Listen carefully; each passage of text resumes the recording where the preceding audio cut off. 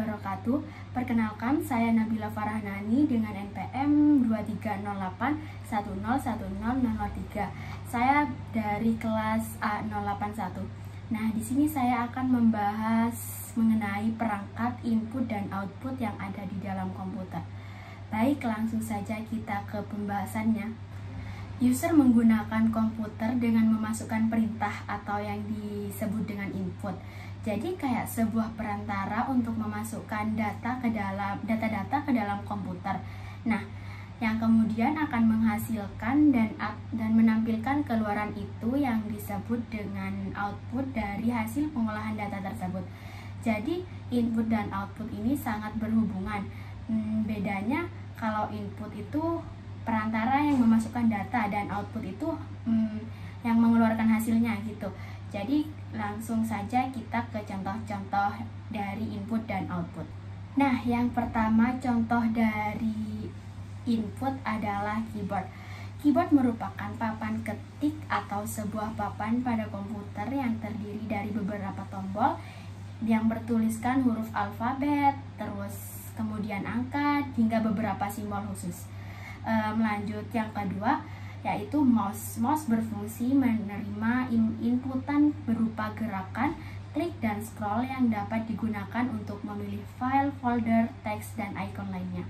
Mouse juga memiliki dua tombol yang masing-masing mempunyai fungsi yang berbeda. Dua tombol tersebut biasanya sering disebut dengan tombol klik kanan dan klik kiri. Yang ketiga adalah touchpad. Touchpad ini berfungsi sebagai mouse, yaitu sebagai penunjuk atau kursor. Tapi touchpad ini biasanya langsung ada di laptopnya, di komputernya. Kalau mouse kan yang terpisah. Jadi touchpad ini mempunyai bentuk seperti papan yang memiliki permukaan dengan dilengkapi sensor khusus yang dapat mendeteksi gerakan jari tangan yang digeser-geser itu. Lanjut yang keempat adalah flash disk. Flash disk merupakan media data eksternal yang terhubung ke portal USB yang dapat menyimpan berbagai format data yang memiliki kapasitas penyimpanan yang cukup besar. Jadi flash disk ini juga dapat menyimpan data secara permanen bahkan ketika aliran listrik yang terhubung pada flash disk dimatikan. Hal ini karena flash disk berisi controller dan memori yang dapat menampung data secara permanen. Selain itu, flash disk juga memiliki ukuran yang sangat kecil dan gampang dibawa kemana-mana kan. Jadi enak gitu, praktis. Terus lanjut yang kelima adalah webcam. Fungsi webcam ini tidak jauh beda dengan kamera digital yang biasa digunain buat foto-foto. Webcam ini kamera yang terhubung ke internet yang memungkinkan kita untuk ngelakuin panggilan video, terus mengambil gambar. Perangkat input ini biasanya terhubung di komputer, di atasnya gitu, ditempel. Oke, lanjut ke contoh-contoh perangkat output di komputer. Yang pertama yaitu ada printer. Printer ini fungsinya untuk mencetak data dari komputer dalam format teks, gambar, ataupun foto. Nah, hasil cetakan dari printer ini berupa hard copy yang dicetak di atas kertas. Lanjut, yang kedua adalah proyektor. Jenis alat optik yang digunakan untuk menampilkan gambar pada layar proteksi atau objek lain yang dapat menerima cahaya yang dipantulkan. Proyektor ini juga mempunyai beberapa fungsi, yaitu sebagai alat presentasi yang biasa kita lakuin, sebagai media informasi dan media hiburan. Jadi nanti kita nonton film di komputer gitu, butuh yang layar yang lebih gede. Jadi kita pakai proyektor bisa lebih enak nontonnya.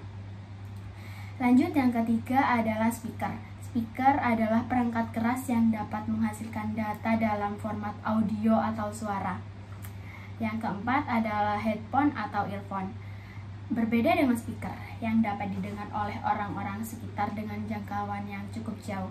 Earphone ini adalah alat untuk mendengarkan data dalam format audio yang ditempatkan di dalam telinga, sehingga hanya pengguna saja yang dapat mendengarkan suara dari earphone itu.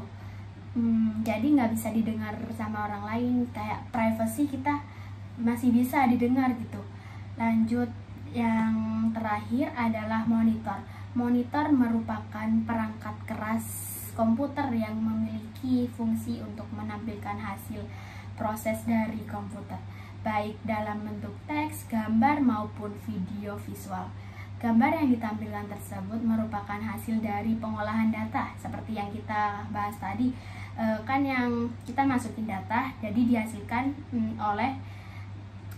atau ditampilkan oleh perangkat output ini. Nah, monitor ini monitor ini dan yang lain tadi contohnya.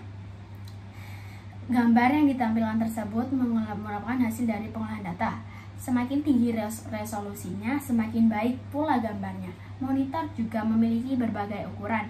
Ada yang berbentuk layar datar atau flat dan layar cembung. Ada berbagai jenis monitor yang memiliki fungsi yang berbeda, seperti monitor LCD, monitor CRT, monitor plasma, dan monitor LED. Nah, udah kita bahas semua. Cukup sekian sampai di sini. Kurang lebihnya mohon maaf dan terima kasih. Wassalamualaikum warahmatullahi wabarakatuh.